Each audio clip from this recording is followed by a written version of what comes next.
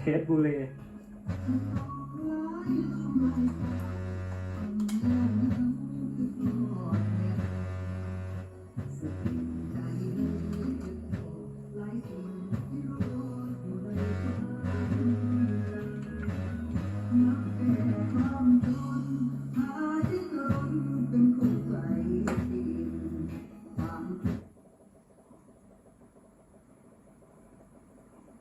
โอเคมันออโต้เลยพอใส่แผ่นไปปั๊บ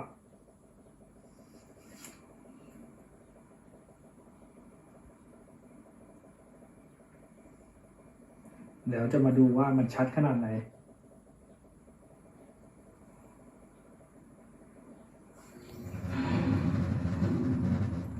เยสเคโคตรสมูทอ่ะ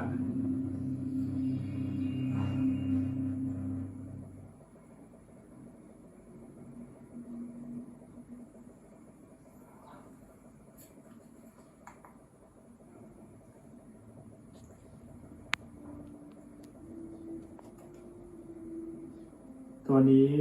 เป็นแผ่นบูเลนะครับ เป็น Full HD